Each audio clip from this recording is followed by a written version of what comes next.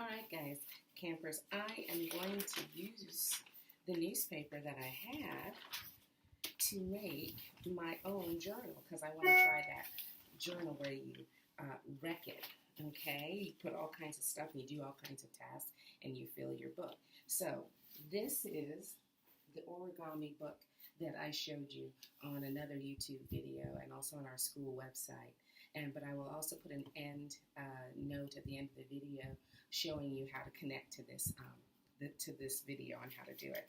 Okay, so I'm doubling up the papers because newspapers are kind of thin, and I want to make a book that can last for a little while. Okay, so first thing I'm going to do is fold it in half, which is already done, so that helps. And then I'm going to fold it in half again. Oh, let me be more clear. I'm going to fold it in half, hamburger, or enchilada. No, taco. Then I'm going to fold it in half again, hamburger, or taco, and then I'm going to fold it again one more time, like that. I kind of like the paper that my stuff is going to go on, alrighty? And it leaves a line from one side that's folded over to the center. I call it the belly button. Now here's the thing. Don't cut the side that's open. You have to cut the side that's folded. If you cut the side that's open, it doesn't work out. Okay, so now I take my scissors. Now, if you're really, little and you need help, ask your parents to help you do this. Okay, and I'm going to cut just to the middle, right? And then I'm going to open it up. That's right. Okay, and what it does, I'm going to fold it in half, this time lengthways, and I'm going to have this little part here that opens like a mouth. Okay, I'm going to check my camera, make sure that we're still filming, because my picture went out. Yeah, we're still filming. Okay, all right, so I say that the paper talks. Okay, so you tell it to be quiet, you close it up, like that, and it will give you this flat part. But you can already see some pages happening. And then I'm going to fold it in half one more time, and I have a book that I can put stuff in. All right? Okay? All right, now I'm going to need a bunch of these. So I'm going to fold about maybe 10 double pages because I really want to put some stuff in my journal, and I get 1, 2, 3, 4, 5. I get 6 pages every time I do it. Okay? When I folded them all up, I will show you how to put them together.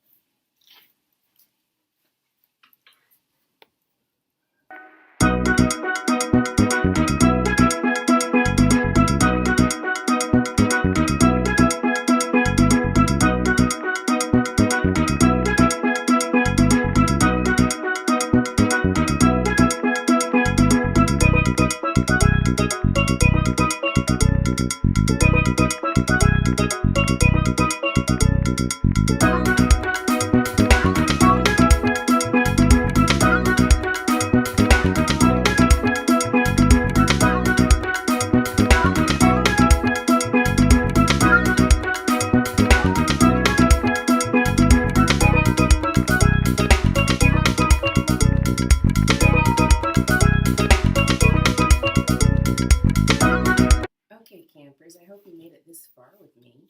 Oh my God. What is wrong with me? Okay, campers, I hope you made it this far because you do not have to make 10. You can make 1 or 2 or 3 or 4. All right, and remember, I'm going to include how to fold it in slow motion at the end of this video. Okay, now remember I have my old crazy dried up glue that I left here because I'm trying to use stuff that's around the house. So I'm using my old chopstick, and I'm just going to glue the front of these books to the back to make my big journal that I want to wreck. I'm so excited trying to use this method. So I just put one on top of the other. I make sure that the folded sides are together and the open sides are together. If not, you're going to get a squeegee book, and you don't want that. Okay? So I'm using up all this old glue, and then I might have to go buy one because normally at home I have a couple of bottles of glue, and I'm sure most of you guys have a bottle of glue at home left over from school, from your supplies. But I traveled, and this is not where I don't have all of my stuff here. And I want to make sure that I line it up just right. And my glue is super, super serious. So you get 3 seconds with this. This is my scrap making book making glue, and it's very serious. It only gives you like one shot. My favorite is Elmer's all-purpose glue. It's a good glue. It's very sticky, and it gives you a chance to reposition if if you didn't get it right the first time. But my glue here, it doesn't give you too much of a chance. You got to kind of get it right. And as you can see, I'm building up my book. And I doubled the sheets with the newspaper because newspaper print is not as strong as regular print. And you could do this with poster board. I've done it with poster board. You get a really strong book. And I've also done it with construction paper, and you get a nice book from that too. And let me see, I have to say my favorite is poster board. But sometimes poster board is expensive. Now I know most of the time you can get poster board at the dollar store for like 69 cents.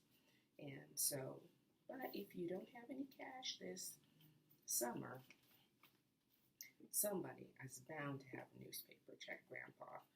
So somebody always has a newspaper around, and newspapers are most of the time are less than $1. So, and you can find old newspapers. You don't have to use the brand new one. Please make sure whoever bought it has read it before you take off with it. All right. So now I think I'm on my last one. And then I got to think about covers, and if I want to put a string around it to tie it closed, I would. So I'm going to have to hunt up a piece of ribbon or a piece of string. All right, so now you can see, and I have all these pages to work with. And they're kind of interesting already because they have stuff from the newspaper on them. Right? Isn't that cool? Okay, so I'm going to let this dry for a while. Put away my old crazy glue. I'm going to let it dry for a while, and then I'm going to work on the string and the cover, and I'm going to come back to you with it already done because, like I said, at the end of the video, there is a link to how to make it, and it's very slow, and I show you how to make covers and things like that. Okay? All right, I'll see you soon.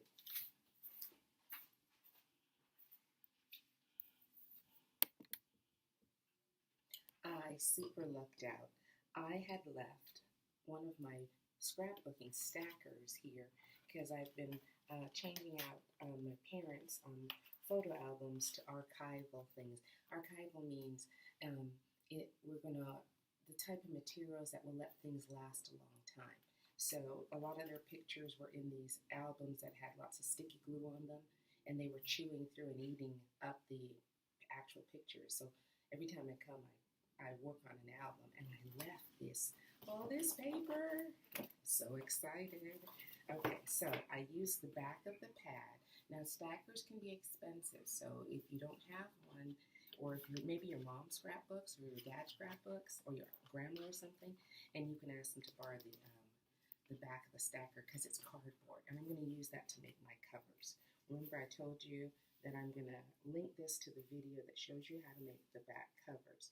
First, I want to make sure that I can, yeah, perfect. I can get 2 covers out of this, and I'm going to cover them with one of these lovely pictures on paper that I have. Okay, I'm going to save this.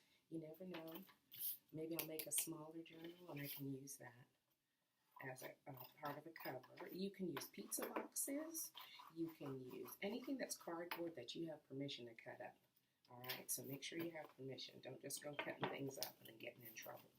Okay, now comes the hard part. I've got to look through all of these papers and figure out what my favorites are. And I still haven't figured out, I kind of like this juicy watermelon one.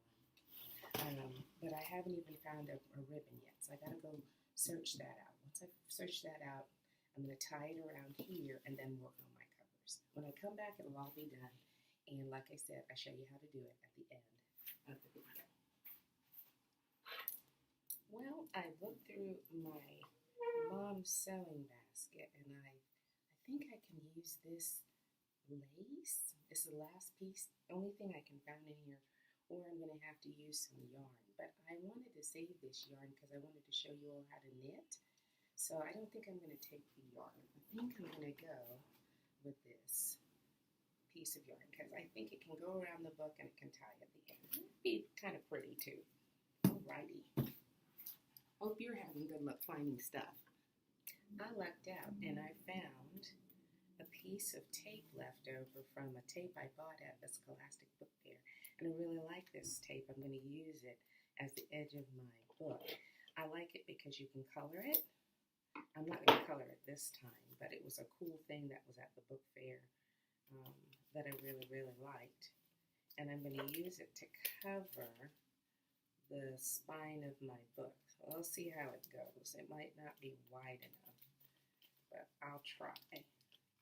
And now you can use duct tape or you can use nothing. You don't have to put anything on it at all. I just thought it might be good looking. So we'll see if it sticks on there. All right, so that's going to be the edge of my journal. And now I'm still thinking, what am I going to use on the front and the back of the thing? I'll be back when I've made a decision. I think I decided on this. Summer break, school's out. I think I'm going to use this as my cover. Oh, it's going to be a little bit blustery, but I just wanted to show you with this light how my journal came out. Remember, I put the tape on the side, and you can use duct tape or you can leave it open. All right, and then I had to use this piece of lace that I found in my mother's sewing kit because I don't have any ribbon with me. And I'm trying to use stuff around the house. I'm pretty sure that sounds pretty blustery to you. And as you can see, I have my journal that I can now rack. I can put all kinds of stuff in there. So I'm going to show you it in the next couple of camp days, how to put pop-ups in here, how to put pockets in here, how to do all kinds of activities. And I'm also going to link you to different sites that give you ideas on how to wreck your journal. All right, I hope you're having a fabulous summer. Stay tuned for the meditation. I filmed it at the beach.